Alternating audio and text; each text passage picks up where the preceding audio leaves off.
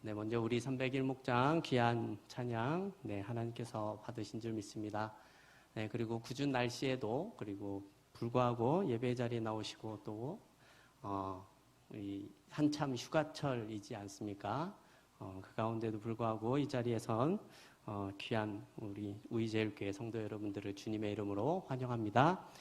네, 오늘은 하나님의 일을 하기 위해서라는 이런 제목으로 오늘 본문을 통해서 말씀을 나눠보려고 합니다. 오늘 우리가 살펴보려고 하는 이 역대상 23장의 내용은 그 시작을 보게 되면 표면적으로는 이제 다윗의 임종이 가까워 왔다라는 사실을 알 수가 있습니다. 1절을 보게 되면 다윗이 나이가 많아 늙음에라는 말로 시작이 되고 있고요.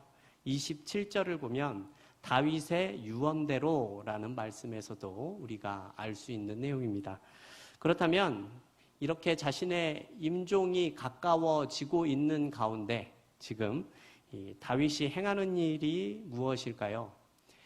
다윗은 자신의 일생의 마지막 순간까지 이 하나님이 거하실 이 성전을 건축하는 일에 심혈을 기울이고 있다라는 그런 내용을 우리가 살펴볼 수가 있습니다.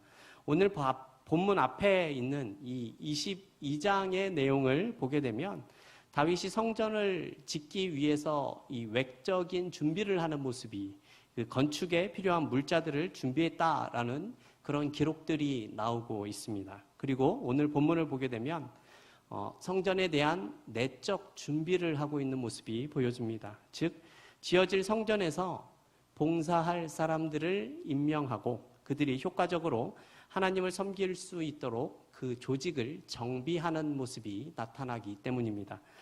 이 오늘 본문의 문맥을 살펴보게 되면 이 다윗이 이제는 자신의 보위를 아들이었던 솔로몬에게 넘겨줄 때에 성전에 관한 중요성에 대해서 이야기하고 있는 것이 사실입니다. 하지만 이런 사실 외에도 우리가 오늘 생각해 봤으면 하는 내용은 이 역대기가 가진 그 특성에 있습니다.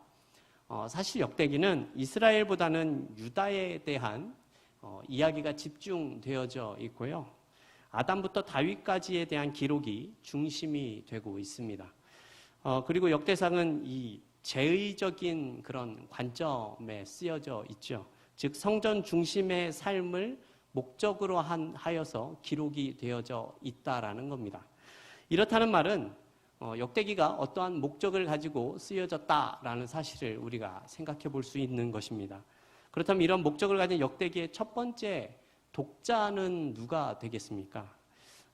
이 당시에는 주전 350년경에 이 바벨론의 포로 이후에 귀환한 그 백성들을 대상으로 삼고 있었습니다.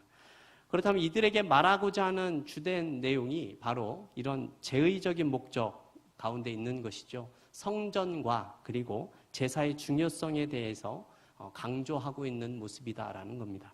그러면 제의적인 일의 핵심인 이 레위 지파에 대해서 그래서 다윗이 이야기를 하고 있는 것이죠.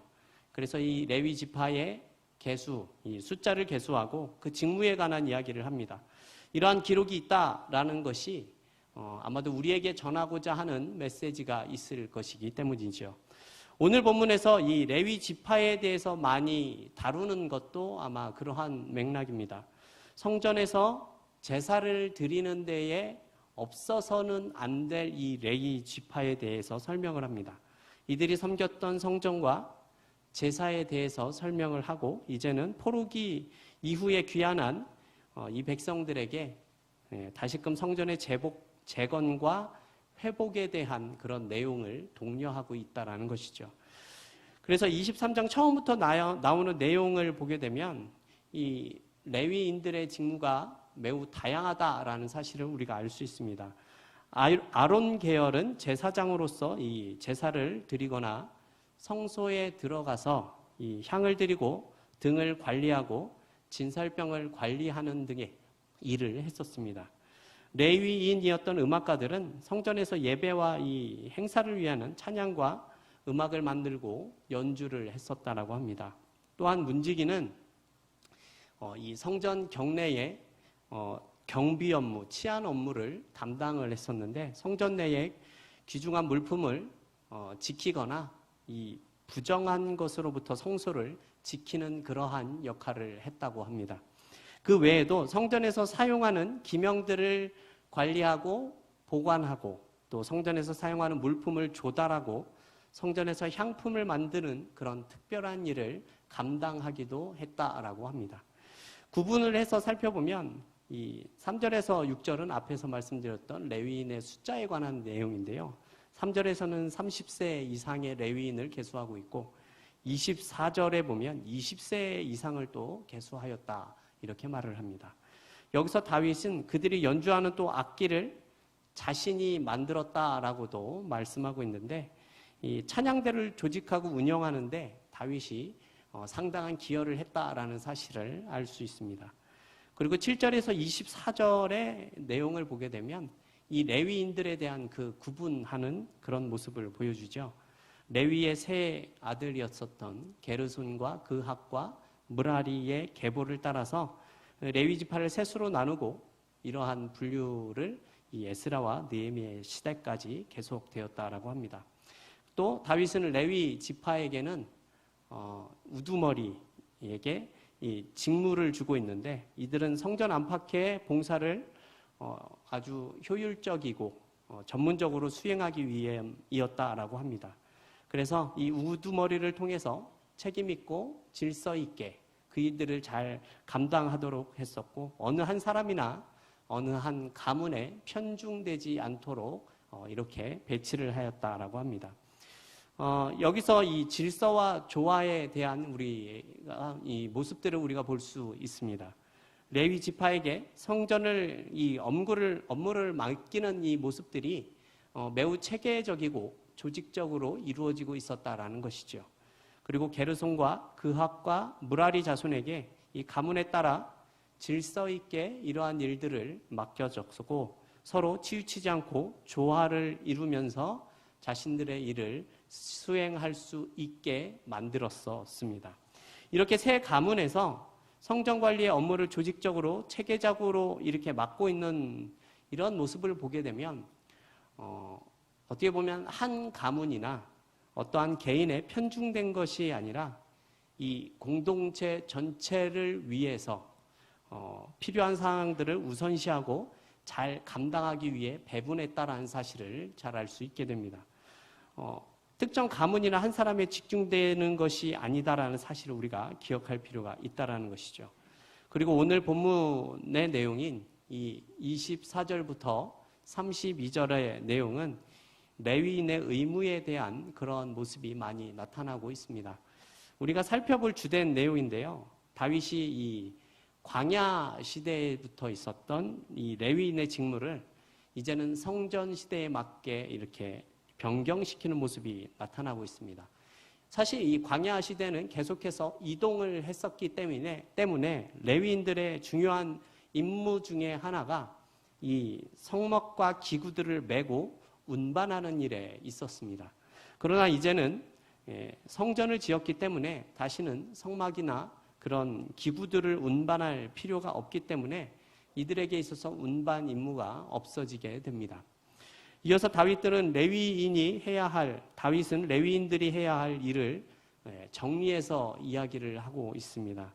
오늘 본문 말씀으로 그 사역을 정리해서 말씀드리면 첫 번째는 이 대제사장을 도와서 제사를 드리고 성물을 정하게 관리하고 성전을 관리하는 일입니다. 두 번째는 진설병과 제사에 사용되는 각종 소재물을 만들고 측정하고 관리하는 일이었습니다. 그리고 셋째는 아침과 저녁으로 여호와께 감사하고 찬송하는 일을 했었고요. 넷째는 모든 제사의 번제를 하나님께서 정하신 방식대로 드리는 것이었습니다. 이 네 가지 내용이 28절부터 32절에 나와 있는 내용을 정리해서 말씀드린 겁니다.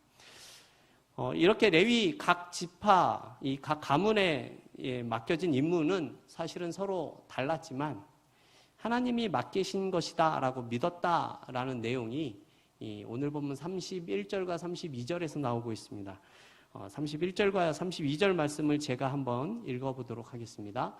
또 안식일과 초하루와 절기의 모든 번제를 여호와께 드리되 그 명하신 규례에 정한 수요대로 항상 여호와 앞에 드리며 또 회막의 직무와 성소의 직무와 그 형제 아론 자손의 직무를 지켜 여호와의 전에서 수종드는 것이더라. 이렇게 말씀합니다. 번제를 드릴 때에 명하신 규례대로 드리고 그리고 직무를 지켜 여호와의 전에 수종을 드는 것이라는 이런 내용이 나타나고 있죠. 명령한 규례와 주어진 직무대로 이 수종을 드는 것이라는 내용에서 우리가 맡은 일에 대한 사명감에 대해서 생각해 볼 수 있을 것 같습니다. 항상 그 직무를 잘 감당해야 한다라는 사실을 떠올릴 수 있다라는 것입니다. 말씀을 드렸지만 27절 이후의 내용을 보면 레위인들은 성전을 소재하는 일, 제물을 굽고 이렇게 반죽하는 일, 아침 저녁마다 찬송을 드리고 때마다 규례대로 번제를 드리는 일 등을 했었습니다.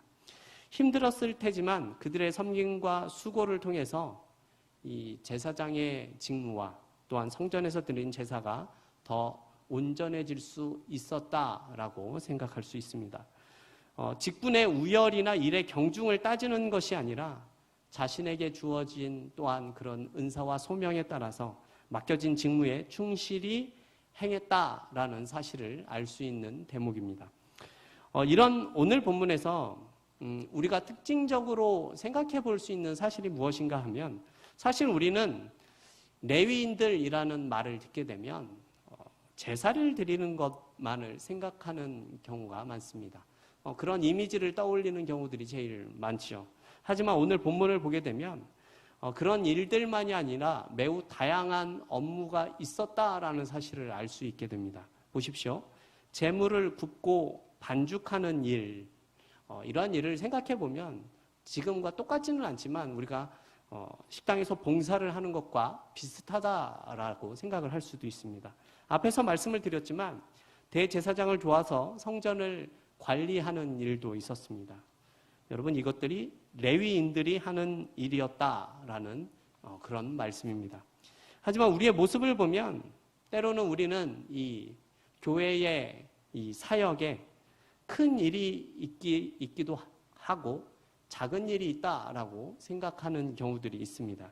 게다가 그 가운데 나를 드러내는 일이 있으면 그 일이 중요하다라고 생각을 하는 경우도 있고요. 반대로 나의 이름이 드러나지 못하거나 존재감을 나타내지 못하는 일은 하기 싫어하는 모습이 있는 것도 사실인 것 같습니다. 그러나 성도 여러분, 오늘 우리는 본문의 내용에 대해서 생각해 볼 필요가 있습니다. 우리는 교회를 청소하고 관리하고 식당에서 봉사를 하는 것들을 어찌 보면 매우 귀중한 일로 생각하지 못할 수도 있지만 이것이 구약시대인 이 레위인들의 구약시대에서는 레위인들만이 할 수 있었던 아주 귀한 일이었다라는 사실을 기억할 필요가 있습니다. 무슨 뜻입니까? 여러분, 이 당시에 제사를 드리기 위해 행해졌었던 거기에 관련된 모든 일들을 레위인들이 잘 감당했었다라는 그런 내용들이지요. 이것을 교회로 따져보면 교회 안에 행해지는 그런 일들도 사실은 천한 일은 있을 수 없다라는 말씀입니다. 어떤 사역이든지 모두가 귀한 일입니다. 말씀을 전하고 예배에 관련된 일만 하는 것이 귀한 것이 아니라 이루어지는 모든 사역이 다 귀한 사역이다라는 것이죠.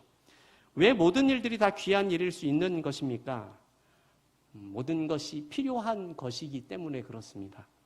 우리 공동체 안에서 행해지는 모든 일들은 다 필요한 일들이기 때문에 그 필요한 일을 하는 모든 성도들이 다 귀한 일들을 감당하고 있는 것이다 라는 말씀입니다.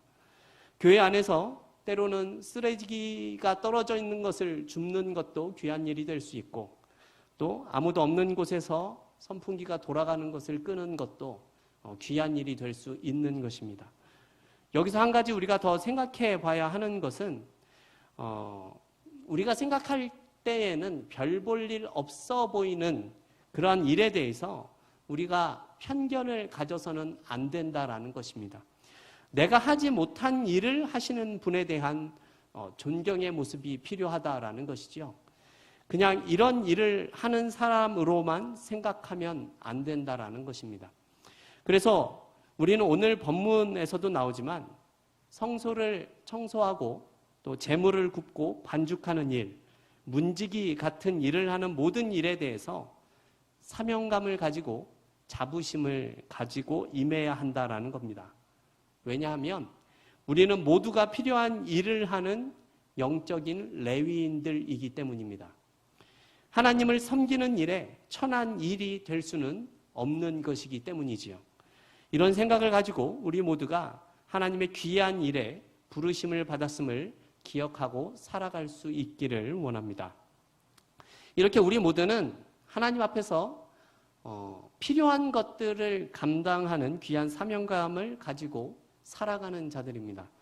그러나 오늘 우리가 본문을 통해서 이러한 사명감을 가지는 것에 있어서 조금 더 중요한 것이 있다라는 생각이 들었습니다. 그것이 무엇인가 하면 우리가 이러한 사명감을 가지고 살아가는 이유와 목적에 관한 내용입니다. 우리는 그리스도인들로서 이 땅 가운데 살아가는 자로서 마땅히 지켜야 할 사명감을 가지고 살지만 그 본질적인 내용에 관한 것들을 생각할 수 있어야 한다는 것입니다. 단순히 내가 맡은 일만 잘하면 된다라는 것이 아니라 내가 이러한 목적과 목표가 있기 때문에 내가 맡은 일들을 잘 감당할 수 있어야 한다라는 그런 말씀을 드리는 것입니다.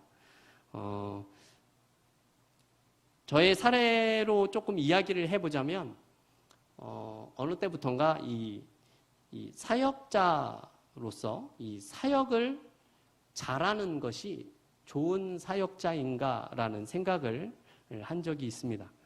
물론 틀린 말은 아니고 사역을 잘하면 좋은 것은 사실입니다. 하지만 지금은 조금 생각이 바뀌어서요. 무엇인가를 잘하는 것이 좋은 사역자가 되는 절대적인 이유는 될 수 없다라고 생각을 하고 있습니다. 비슷한 내용이지만 요즘은 좋은 목사가 되는 것은 어떠한 것인가에 대한 고민을 좀 해보게 됩니다. 대형 교회에서 사역을 하고 말씀을 잘 전하고 인기가 있고 특별한 은사가 있으면 좋은 목사인 건가라는 생각들을 해보게 됩니다. 그러면 좋겠지만 그렇지 못하고 대형 교회에 있지 못하고 또한 특별한 은사가 없다고 해서 좋은 목사가 되지 못하는 것은 아닌 것 같습니다. 그렇다면 좋은 목사가 되는 것은 무엇일까요? 그리고 성도 여러분, 좋은 성도가 되는 것은 무엇입니까? 라는 생각을 해봤으면 좋겠습니다. 저 같은 경우 제가 생각한 많은 이유가 있지만 오늘 말씀을 통해서 결론적으로 드릴 수 있는 말씀은 무엇인가 하면요. 하나님이 좋고 하나님을 사랑해야 한다라는 것입니다. 너무나 뻔한 이야기라고 생각을 하실 수 있을 것 같습니다. 그러나 이렇게 말할 수 있는 것은 하나님이 너무 좋기 때문에 예배를 드리는 것이고 하나님이 너무 좋기 때문에 말씀을 지키고 사랑하면서 살아갈 수 있기 때문에 그렇습니다.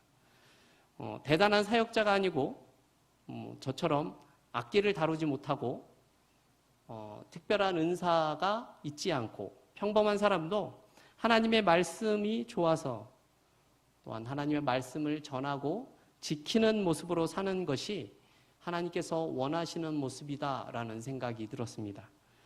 하나님을 사랑하는 사람들은 시켜서 하는 사람들보다 더 즐겁고 기쁘게 일하게 되어져 있습니다. 우리가 사명감을 가지고 살아가는 것의 근원이 하나님을 사랑하는 것이 먼저가 되어져야 한다라는 말씀입니다. 그래서 요즘은 여러 곳을 돌아다니다가 이렇게 교회를 보게 될 일이 많이 생깁니다. 이 교회가 눈에 들어오게 되면 사실은 큰 교회들보다는 좀 작은 교회들이 눈에 띄는 것이 사실입니다. 그렇게 작은 교회들을 보게 되면 얼마나 힘들까라는 생각도 들기도 하는데, 한편으로는 매우 귀한 일들을 감당하고 있다라는 생각이 들었습니다. 이렇게 작은 교회에서도 오랜 시간 사역하시는 분들이 그렇게 사역할 수 있는 것은 성공을 위해 사역하는 것이 아니라 하나님을 사랑하기 때문에 그렇게 사역할 수 있기 때문에 그렇습니다. 성도 여러분, 예수를 믿는 모든 사람들은 하나님을 사랑하면서 살아가야 합니다. 어떤 일을 많이 하고 중요한 사역을 하는 것이 먼저가 아니라 하나님을 사랑하는 마음을 가지는 것이 먼저가 되어져야 한다는 것입니다. 이러한 마음이 들어야 때로는 어려움이 생기고 때로는 힘든 일이 생기더라도 하나님의 사역을 기쁘고 감사하게 감당할 수 있기 때문입니다. 이렇게 하나님을 사랑하는 마음이 있어야만이 큰 일이 있고 작고 하기 싫은 일이 있는 것이 아니라 모두 다 귀한 사역이고 그런 일들을 감당할 수 있기 때문에 그렇습니다.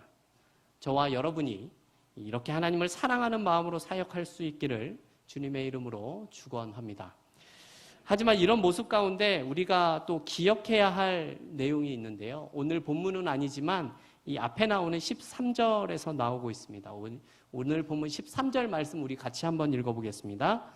아므람의 아들들은 아론과 모세니 아론은 자손들과 함께 구별되어 몸을 성결케 하여 영원토록 지극히 거룩한 자가 되어 여호와 앞에 분향하며 섬기며 영원토록 그 이름을 받들어 축복하게 되었으며. 아멘.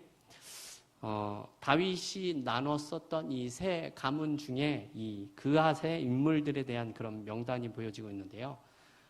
이들은 특별히 제사장으로 선택된 자들입니다. 이들에게 13절에서 이 반복적으로 비슷한 내용이 등장하고 있는데요. 무슨 내용인가 하면 구별, 성결, 거룩이라는 내용입니다. 이 단어가 3번 연속적으로 사용이 되는데 여기서 우리가 생각해 볼 수 있는 것은 제사장은 이런 중요한 요건인 거룩성에 대해서 우리가 떼어서 생각할 수 없다라는 것입니다. 13절 말씀에서 우리가 특별히 주목해야 될 사실은 하나님의 그 제사장이 된 아론과 그의 자손들이 레위인들 가운데서도 구별되어서 특권을 부여받은 자들일 뿐만 아니라 몸을 성결케 하여 영원토록 지극히 거룩한 자가 되었다라고 말씀하고 있기 때문이죠. 여기서 아론과 아론의 자손은 스스로가 지극히 거룩한 자가 되었다라는 뜻으로 말씀하는 것은 아닙니다. 쉽게 말씀을 드리면 자신을 거룩하게 하는 자라는 뜻이 아니라 거룩한 제물을 거룩하게 드리는 직분을 위하여 구별되었다라는 그러한 내용입니다. 그러므로 이들이 이러한 일들을 위해서 다른 레위인들보다 조금 더 뛰어난 권위와 특권을 가진 것 동시에 그에 상응하는 거룩함도 갖추어야 했었다라는 사실을 우리가 기억해야 한다는 것이죠.